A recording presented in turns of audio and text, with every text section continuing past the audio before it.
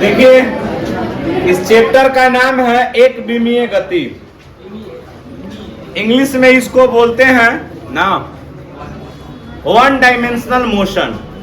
ये पूरा मोशन के अंतर्गत आएगा ना, ध्यान दीजिएगा। एक नया चैप्टर है,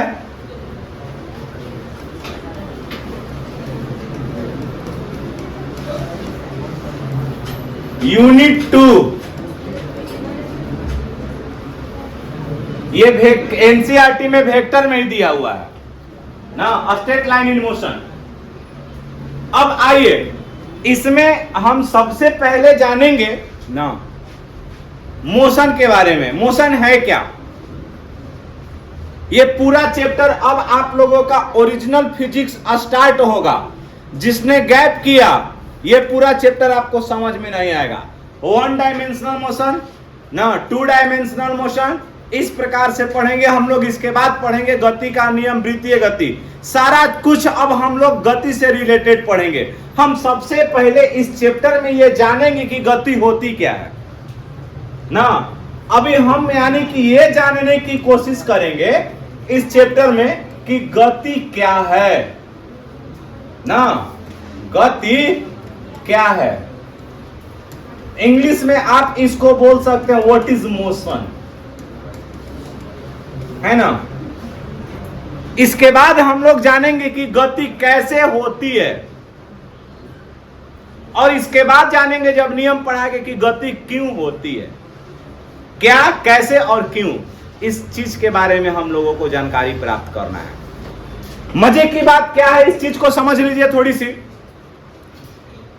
हम लोग ये जानते हैं कि मोशन है क्या ना। अच्छा ये बताओ, जैसे सपोज है ना कि ध्यान दे, अभी ये बताओ हम गति में बानी कि रेस्ट में बानी? मोशन में है या रेस्ट में है? यानी कि गति में है कि विराम में है? पक्का ना? अच्छा, अब आपके हिसाब से गति क्या हो सकती है? आपने बोला कि किसी समय के साथ किसी वस्तु की स्थिति में परिवर्तन को हम लोग क्या बोलते हैं? हो गया ना? द चेंज ऑफ डिस्प्लेसमेंट, मतलब change of position with respect to time. With respect to time is called motion. मतलब समय के साथ अगर किसी चीज की स्थिति बदल रही है तो वह क्या है? मोशन है। अच्छा ये बताओ ना कि अगर मान लेते नहीं कि हम यहाँ पर खड़े हैं, तो आप बोलिएगा कि आप कैमरा के आगे खड़े हो तो वह क्या हुआ? विराम हुआ, रेस्ट हुआ। हम चलना प्रारंभ कर दिए तो एक सेकेंड बाद हमने यहाँ पर इस पोजीशन पे आ गया। हम चौकी पर थे पहिल का, अब आगे दूसरा का चौकी पर। मतलब यहाँ देखिएगा कि एक कार हमने लिया और ये कार जो है बबुआ ना, सबसे पहला चीज समझिएगा, ये कार एक पोजीशन पर है। किस पर है? कुछ समय बाद यही कारवा कहाँ आ गई? बी पर आ गया। कहाँ आ गया? बी पर। तो क्या बताइए कि यह मोशन में है कि नहीं है? देखते देखते अब फिर यह सी पर चला जाएगा, देखते देखते यह डी पर चला जाएगा। अभी कहा कि अभी तक कुछ देर पहले रहे कूदा आया कुछ सासाना, तब बताओ क्या कहूँ, मोशन में था कि रेस्ट में था? तो मोशन क्या हुआ है आपने समझा ना कि जब अगर सुनिए समय के साथ किसी चीज का पोजीशन बदलता है, स्थिति बदलता है, वह क्या कहा जाता है? बोलो कि जब किसी वस्तु की स्थिति समय के साथ बदलती है वह क्या कहा जाएगा? है ना। अब यहां पर समझिएगा, इसमें हमको सबसे पहला चीज एक चीज पढ़ना होगा ना। जैसे आप समझिए हम लोग क्या बोलेंगे? ए को बोलेंगे दूरी, डिस्टेंस, और ए को हमको इसमें सबसे पहला चीज जानना है विस्थापन। ये दोनों लेंथ है, क्या है? हाँ, इसको हम लोग अंग्रेजी में क्या बोलेंगे? डिस्टेंस। डिस्प्लेसमेंट के, यही ना बोलते हैं। अच्छा, एगो हो जाएगा डिस्टेंस, एगो क्या हो जाएगा डिस्प्लेसमेंट। अब यहाँ पर हिंदी में एगो के डिस्टेंस के का बोलबो दूरी, आ एकरा के का बोलबो। समझ में आया कि नहीं आया? अब विचार करो यहाँ थोड़ा सा कि एगो तो दूरी हो गया, एगो विस्थापन हो गया ना। अब यहाँ पर हम लोग देखेंगे इस चीज को, थोड़ी सी समझिए। हम बारी बारी से आप लोगों को समझाएंगे कि दूरी क्या है और विस्थापन क्या है। What is distance and what is displacement. अब आवाज समझावतनी ना,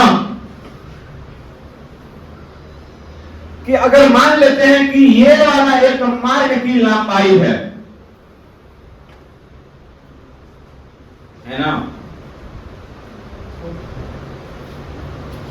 यहां बीच में हमने यहां पर एगो लिख दिया उदरा, यहां पर क्या लिखा उदरा। अब देखो जा, ई वाला कुदरा से ही रोड चलता है, कहां तक जाता है कोनो ठीक नहीं है, कोई ठीक नहीं है। तो एकरा के का कहबो जा दूरी, का कहबो दूरी। समझ में आ गया? अभी भी नहीं समझ में आया, हम अब कुछ दूसरा तरीका से समझाते हैं, भोजपुरिया वाला भाषा है ना। अच्छा, अगर मान लेता नहीं ताको ना, हर एक नदी है, क्या है नदी। नदी में बहुआ कौन बाढ़ है, बा समझ ले।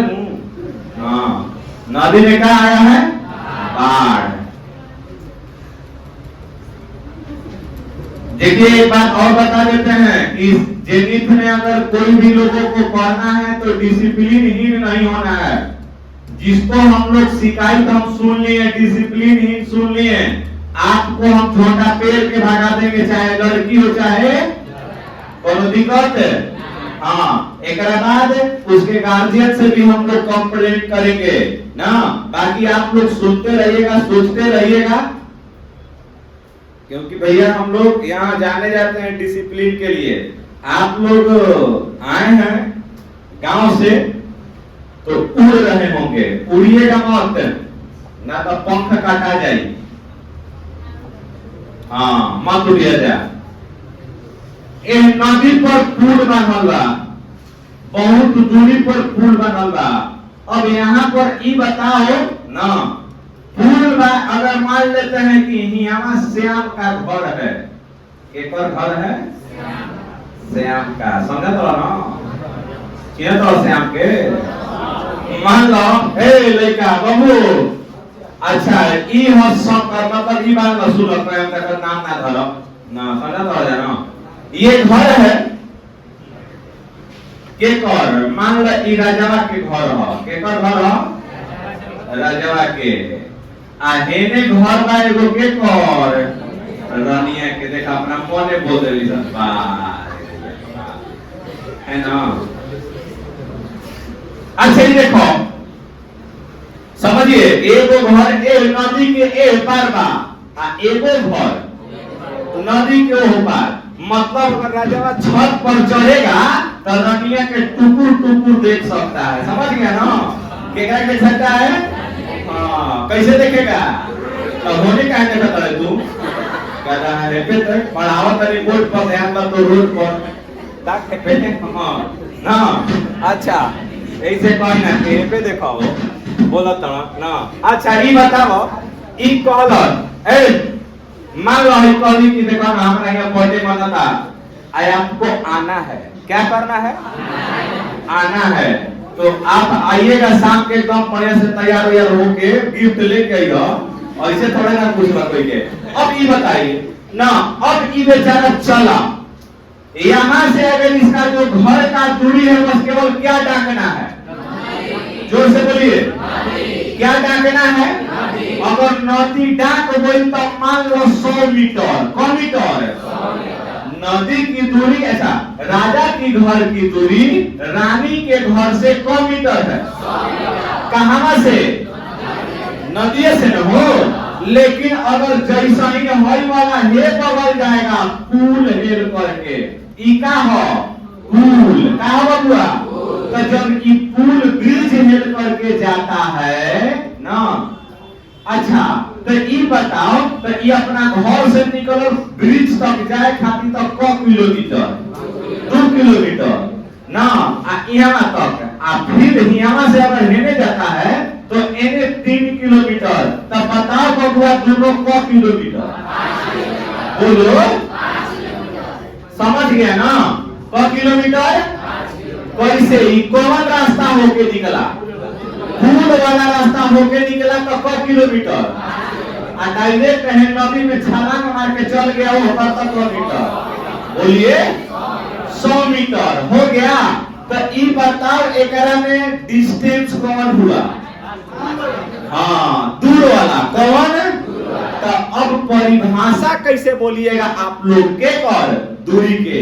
कि सुनिए, मार्ग के अधिकतम लंबाई को क्या बोलिएगा?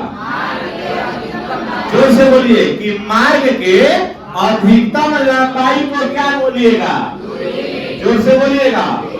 The maximum path of length is called distance. Maximum path of length is called distance, and actual path of length is called displacement. मतलब मार्ग के न्यूनतम लंबाई को क्या बोलिएगा? बोलो, पक्का ना? और अधिकतम लंबाई को बोलो। तो दूरी कौन भइल? बोलो। अच्छा, विस्थापन पक्का नू?